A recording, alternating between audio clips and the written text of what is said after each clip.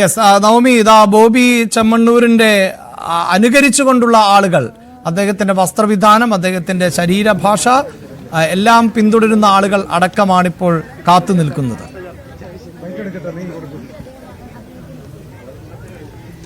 അതെ, നമുക്ക് ബോബി ചെമ്മണ്ണൂർ ധരിക്കുന്ന വസ്ത്രവും അതേ ഹെയർ സ്റ്റൈലും ഒക്കെ ആയിട്ട് ഒരു വ്യക്തി ഇവിടെ എത്തിയിട്ടുണ്ട്. നമ്മൾ കഴിഞ്ഞ ദിവസങ്ങളൊക്കെ സോഷ്യൽ മീഡിയയിൽ ഇദ്ദേഹത്തിന്റെ വീഡിയോകളൊക്കെ കണ്ടതാണ്. എന്താണ് ചേട്ടന്റെ പേര്? ഇഷാദ് കല്ലിങ്ങൽ. ബോബി ചെമ്മണ്ണൂരിന് അപരനായിട്ട് ചെയ്യുന്നു, ഓരോ വേഷങ്ങളൊക്കെ ആയിട്ട് ചെയ്യുന്നു. ഈ ഒരു വിഷയത്തിൽ ബോബി ചെമ്മണ്ണൂരിനൊപ്പം തന്നെയാണോ? തീർച്ചയായിട്ടും. ഇതിപ്പോ എന്താ പറയാ, ദ്വയാർത്ഥത്തിന്റെ പേരിലാണല്ലോ ഇപ്പോൾ അറസ്റ്റ് രേഖപ്പെടുത്തിയിട്ടുള്ളത്.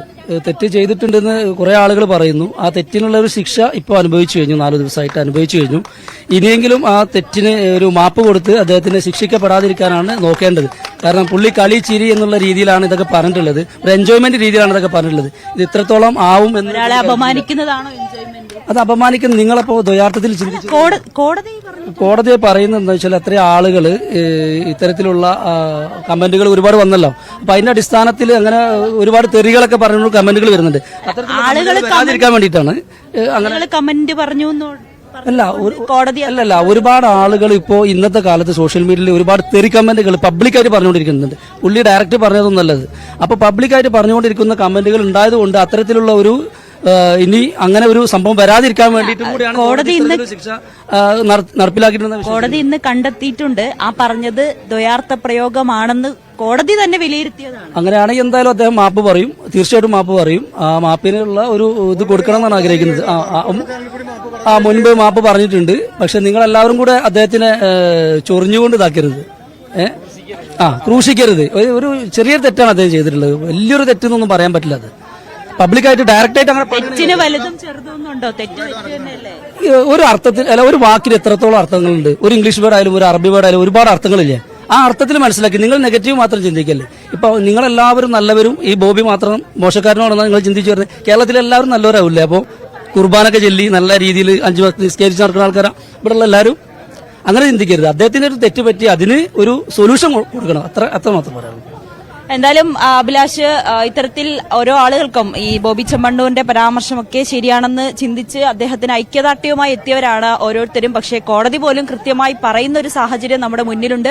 ബോബി ചെമ്മണ്ണൂർ നടത്തിയത് അതൊരു ദ്വയാർത്ഥ പ്രയോഗം തന്നെയാണ്. ബോബി ചെമ്മണ്ണൂർ കോടതിക്ക് മുന്നിൽ വരുമ്പോൾ അത് തെറ്റാണെന്ന് തന്നെ കോടതി കൃത്യമായി പറയുന്ന ഒരു സാഹചര്യമുണ്ട്. എങ്കിൽ പോലും ബോബി ചെമ്മണ്ണൂരിന്റെ ഐക്യദാർഢ്യവുമായി നിരവധി ആളുകളാണ് ഈ കാക്കനാട് ജില്ലാ ജയിലിന് മുന്നിലേക്ക് എത്തി നിൽക്കുന്നത്. എന്തായാലും 6 മണിക്കുള്ളിൽ തന്നെ ബോബി ചെമ്മണ്ണൂരിന്റെ ഒരു ഉത്തരവ്, കോടതിയിൽ നിന്ന് വന്ന ജാമ്യ ഉത്തരവ് ഇവിടെ സമർപ്പിക്കേണ്ടതുണ്ട്. എങ്കിൽ മാത്രമേ ഇന്ന് പുറത്തിറങ്ങാൻ കഴിയുകയുള്ളൂ. എത്രയും വേഗം ഈ വിധി പകർപ്പ്, ജാമ്യ ഉത്തരവ് ഇങ്ങോട്ടേക്ക് കൊണ്ടുവരുന്നതിന് വേണ്ടിയിട്ടുള്ള നീക്കം അഭിഭാഷകരുടെ ഭാഗത്തു നിന്നും നടക്കുന്നുണ്ട്. ഒപ്പം തന്നെയാണ് ആളുകളൊക്കെ ഇവിടെ ബോബി ചെമ്മണ്ണൂരിനെ കാണാനും ഐക്യദാർഢ്യം പ്രഖ്യാപിച്ചുകൊണ്ടും ഇവിടേക്ക് എത്തി നിൽക്കുന്നതും. അഭിലാഷ്, ബോബി ചെമ്മണ്ണൂരിന് ജാമ്യം അനുവദിച്ചുകൊണ്ടുള്ള ഉത്തരവാണ് അല്പസമയം മുമ്പ് പുറത്തിറങ്ങിയത്. ഉപാധികളോടെയാണ് ബോബി ചെമ്മണ്ണൂരിന് ജാമ്യം അനുവദിച്ചിട്ടുള്ളത്. ബോബിക്കെതിരായ ആരോപണങ്ങൾ പ്രഥമ ദൃഷ്ട്യാ നിലനിൽക്കുമെന്ന് കോടതി കൃത്യമായി നിരീക്ഷിക്കുന്നുണ്ട്. ഒരു സ്ത്രീയെയും വസ്ത്രധാരണത്തിന്റെ പേരിൽ വിലയിരുത്തേണ്ടതില്ല എന്ന് ഈ ജാമ്യ ഉത്തരവിൽ പരാമർശിക്കുന്നുണ്ട്. ദ്വയാർത്ഥ പ്രയോഗം നടത്തിയെന്നത് ഏത് മലയാളിക്കും ബോധ്യപ്പെടുന്നതാണ് എന്ന് കോടതി പറയുന്നുണ്ട്. ഒപ്പം തുടർന്നുള്ള അന്വേഷണത്തിൽ കൃത്യമായി ബോബി ചെമ്മണ്ണൂർ സഹകരിക്കണം, അന്വേഷണ ഉദ്യോഗസ്ഥർ ആവശ്യപ്പെടുമ്പോൾ അന്വേഷണ സംഘത്തിന് മുന്നിൽ ഹാജരാകണം എന്നത് അടക്കമുള്ള നിർദ്ദേശങ്ങളോട് കൂടിയാണ് ഇപ്പോൾ ഇങ്ങനെ ഒരു ജാമ്യം അനുവദിച്ചിട്ടുള്ളത്. മാത്രവുമല്ല, പോലീസ് കസ്റ്റഡി അപേക്ഷ നൽകിയിട്ടില്ല, കസ്റ്റഡിയിൽ ആവശ്യപ്പെട്ടിട്ടില്ല എന്നതും കോടതി നേരത്തെ തന്നെ വാക്കാൽ പരാമർശിച്ച പശ്ചാത്തലമുണ്ട്. എന്തുകൊണ്ടാണ് പോലീസ് കസ്റ്റഡി അപേക്ഷ നൽകാതിരുന്നത് എന്നുള്ളതാണ്.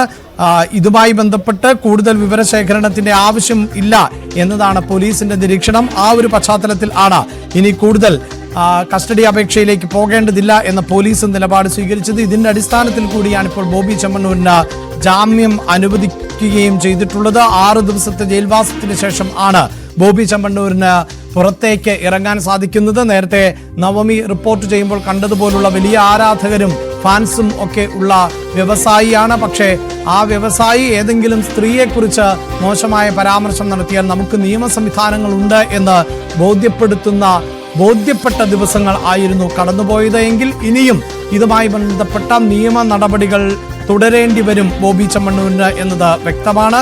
പ്രത്യേകിച്ച് ഈ ജാമ്യ ഉത്തരവിൽ തന്നെ കോടതി വളരെ വ്യക്തമായി പറയുന്നുണ്ട് ദ്വയാർത്ഥ പ്രയോഗങ്ങൾ ആണ് നടത്തിയിട്ടുള്ളത് എന്നത്. നേരത്തെ ഫാൻസ് അസോസിയേഷന്റെ ഒക്കെ ആളുകൾക്ക് അതൊന്നും ബുദ്ധിമുട്ടുണ്ടാക്കുന്ന ഒന്നല്ല എങ്കിലും ഒരു വ്യക്തിയെ സംബന്ധിച്ചിടത്തോളം അയാളുടെ ശരീരത്തെക്കുറിച്ച് അത് സ്ത്രീയോ പുരുഷനോ ആരുമായിക്കൊള്ളട്ടെ ഇത്തരത്തിൽ പരാമർശങ്ങൾ നടത്തുക, അധിക്ഷേപിക്കുക എന്നത് ചോദ്യം ചെയ്യപ്പെടേണ്ട ഒന്ന് തന്നെയാണ്. ആ വ്യക്തിക്ക് അത് ബുദ്ധിമുട്ടുണ്ടാക്കുന്നുവെങ്കിൽ ആ നിമിഷം അവസാനിപ്പിക്കേണ്ട ഒന്ന് തന്നെയാണ്. പക്ഷേ തുടർച്ചയായി സമൂഹ മാധ്യമങ്ങളിലൂടെ ഈ വിഷയത്തെ ഉയർത്തിക്കൊണ്ടുവരികയും അങ്ങനെ തുടർച്ചയായി അധിക്ഷേപിക്കുകയും ചെയ്യുന്ന സാഹചര്യമുണ്ടാകുന്നു.